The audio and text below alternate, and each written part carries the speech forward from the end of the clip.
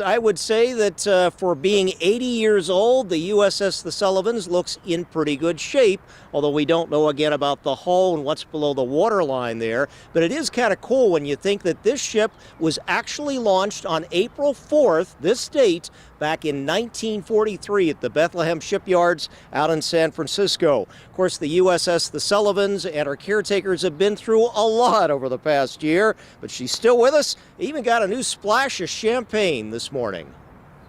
In honor of my great-grandfather and his brothers, I christen thee the Sullivans, and may the luck of the Irish always be with you and your crew.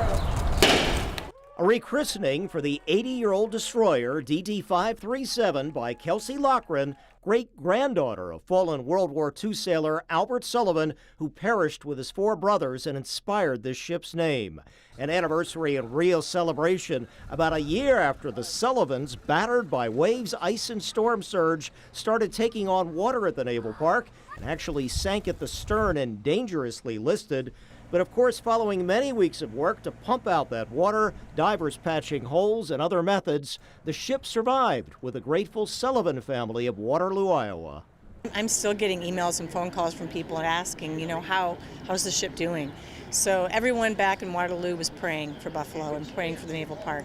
Of course, after weathering that trial, the effort to preserve the ship, which was really built to be expendable under combat conditions with a very thin hull, talk of dry dock at a shipyard in Erie or Cleveland like this one in showing a submarine repair in 2021, a naval surveyor now finishing his report.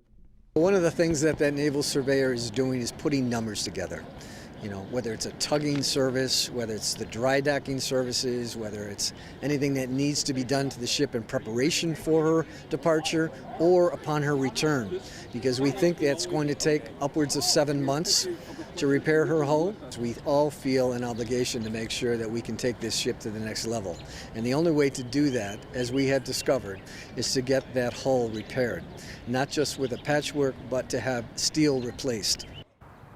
Now, that Naval Surveyor's report is going to be turned over to the Naval Park sometime in May and over to the city, and that's when we'll find a lot more details about this whole repair process. And by the way, it is going to be complicated considering the fact they're going to have to move the submarine, the Croaker, out of the way, and also that bigger ship back there, the Little Rock, out of the way to get the Sullivans in and out from its mooring here.